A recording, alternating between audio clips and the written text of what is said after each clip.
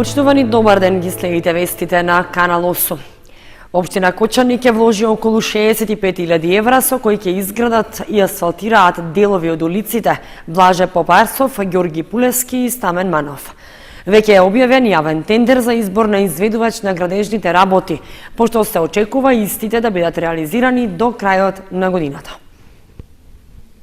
Во реализацијата на програмата за изградба и реконструкција на сообраќајната инфраструктура за оваа година, локалната самоуправа на Кочани го вклучува и до комплетирањето на уште 3 улици во градот. Се работи за делови од улиците Блаже Попарсов, Ѓорги Пулевски и Стамен Манов.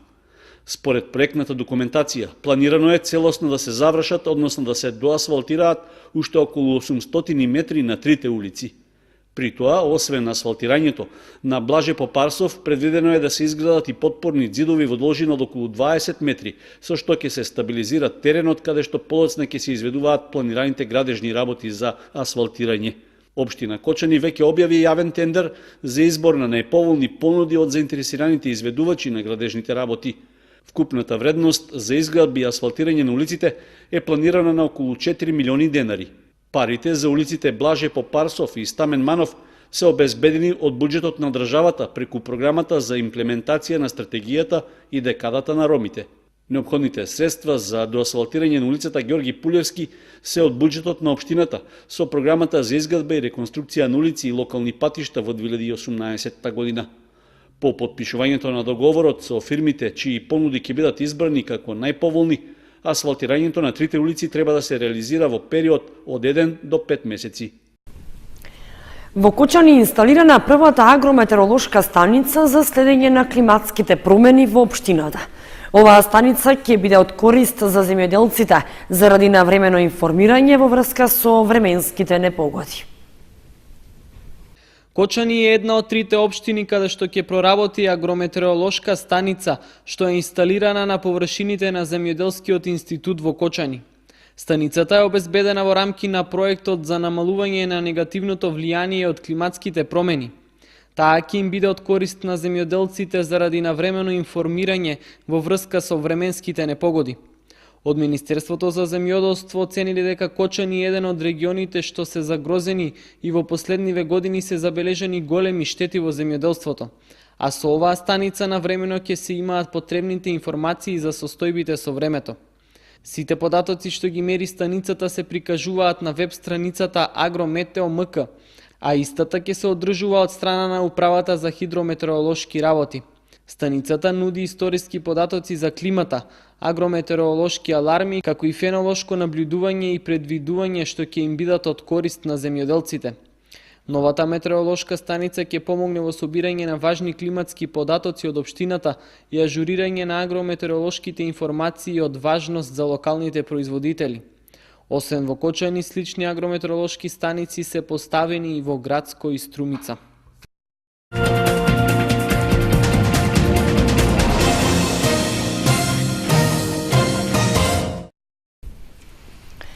Пред референдумскиот караван на коалицијата Заедно за Европска Македонија во вторникот навечер пристигна во Виница. На плоштадот Ангел Винички се одржа трибина со граѓаните, на која зборуваа председателот на СДСМ Зоран Заев, градоначалникот Ивица Димитров и стопанственикот Глигор Цветанов. Граѓаните на Македонија имаат историска шанса да ја определат на тамошната иднина на државата и јас верувам дека ќе ја искористат со тоа што позитивно ќе се изјаснат на предстојниот референдум за стапување во сојуз со развиените и демократски земји во Европа и во светот. Ова го истакна лидерот на СДСМ Зоран Заев на трибина со граѓаните на Виница, што се одржа во вторникот вечерта како дел од предреферендумскиот караван на коалицијата Заедно за Европска Македонија. При тоа Заев ја истакна важноста на постигнатиот договор со Грција и рече ја очекува поддршка од граѓаните на референдумското изјаснување. Одлуката е историска. Конечно го потврдивме нашиот идентитет и нашиот јазик. Прашањето беше како се сочува идентитетот и јазикот, затоа што идентитет не се преговара, тоа е чувство. Тоа е нешто што сме се родиле со него и живееме до крајот на животот. И го пренесуваме на нашите дедовци. Ние сме биле македонци, Сме македонци, ќе бидеме за веки веков македонци.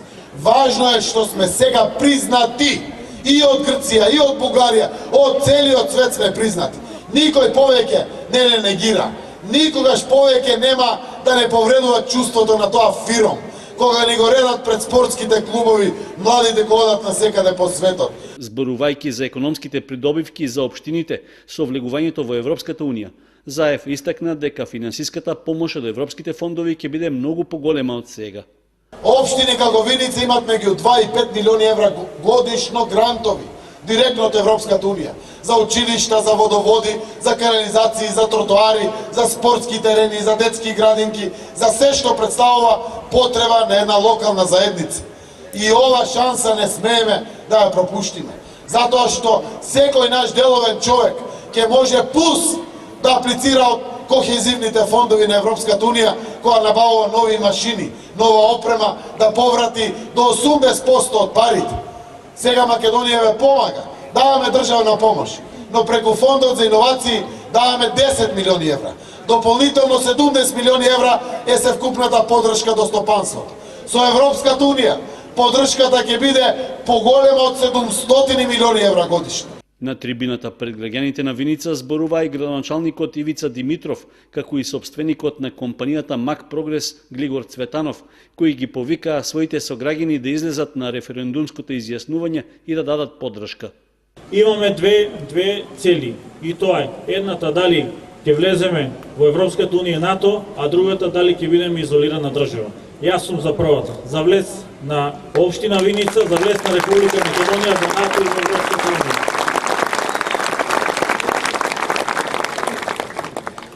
Току ние сме таа генерација која што мора да зграбчи силно, да каже стоп, доста е манипулативни политики. Да сите да застанеме цврсто за влезот на Македонија во Европската Унија. Европската Унија ни дава отворени граници, ни дава нови инвестиции, стандардот на граѓаните ќе се подобри, нови странски инвестиции ќе влезат, ни дава посигурна инфраструктура, посигурна иднина за нас и за нашите деца. Ќе гласам затоа што на Македонија е потребна безбедноста која ја дава НАТО, членувањето во НАТО сојузот. Со тоа ќе бидеме побезгрижни и похрабри ние од бизнис секторот, повеќе да инвестираме и повеќе да го развиваме бизнисот. И уште повеќе да имаме можност да вработуваме и да го подобриме стандардот на вработените. На крајот од трибината во Виница, лидерот на СДСМ Заев одговараше на прашање на дел од присутните. При тоа ги повика и партиските членови на опозицијата да излезат на гласање на референдумот, без разлика дали ќе се изјаснат за или против, со што ќе дадат легитимност на одлуката што ќе биде донесена.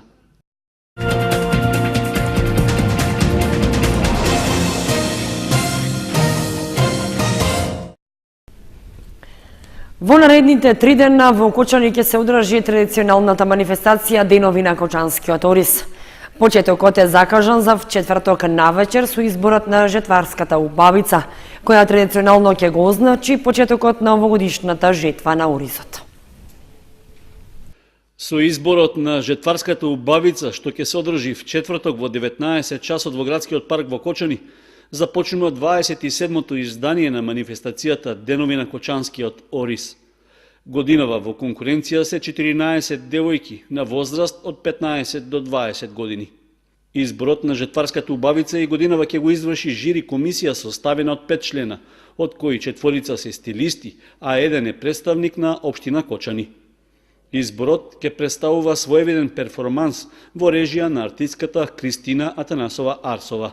Девојката која ќе биде прогласена за жетварска убавица ќе го ожнее првиот сноп ориз во рамки на обичајот за жнејување. Со тоа и официјално ќе биде означен почетокот на овогодишната жетва на оризовата култура во Кочанско. Настанот е планиран за сабота од 10 часот на површините на Земјоделскиот институт во Кочани.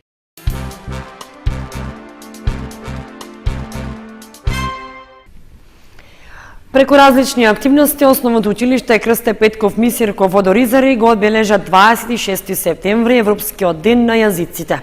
Учениците и наставниот кадар организираа и хуманитарна акција за собирање храна за социјално ранливите категории семејства.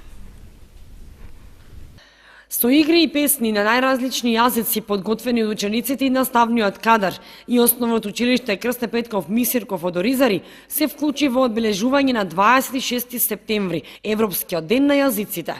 Воедно беше организирана и хуманитарна акција за собирање храна за социјално ранливите категории семејства. Денес традиционално, како и секоја година, го обележуваме 26 септември, Европски ден на јазици. Обележувајќи го денес овој празник, покрај имплементацијата на МИО проектот, денес ја користиме можноста да имплементираме и дел од екостандардите под името "Донирај храна наместо да ја фрлиш". Па токму од тие причини, вработените во нашето училиште скромно донираа средства со кои беа набавени намирници, кои ќе бидат донирани на семејство од ранливи категории како еден символичен гест. Целта на одбележување на Европскиот ден на јазиците е учесниците да пренесат мир, соживот и просперитет на различни европски јазици. Воедно, преку хуманитарната акција во училиштето, учениците имаа можност да ја покажат својата хуманост и да донираат за социјално ранливите категории семејства.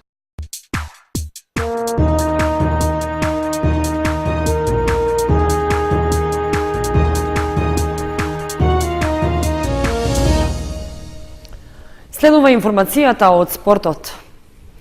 Планинари од клубот за планинарски спортови Москито од Кучани организираа марш за освојување на врвот Руен на Осоговските планини. Воедно 20 членови викендов се искачија и на врвовите Митикас и Стефани на Олим планина во Грција. Во рамки на своите активности, клубот за планинарски спортови Москито од Кочани организираше планинарски марш за освојување на врвот Руен на Осоговските планини. На маршот учествуваа 8 планинари кои по добри временски услови успешно се искачија на највисокиот врв на Осоговските планини. Покрај домашните планинари на маршот учествуваа и членови на планинарските друштва Green Power од Велес и Мак Петрол Скопје. На врвот членовите од Москито се сретна и со планинари од Република Бугарија. Воедно пак викендов планинари од Москито се искачи и на највисокиот врв на Олим планина, Митикас, што е висок 2918 метри. Исто така планинарите го освоија и врвот Стефани, што е еден од најатрактивните и најопасни врвови на планината. Експедицијата за освојување на Митикас и Стефани беше во состав на Борис Попгеоргиев и Никола Левков од Москито, со уште 5 други планинари од планинарски друштва од Македонија.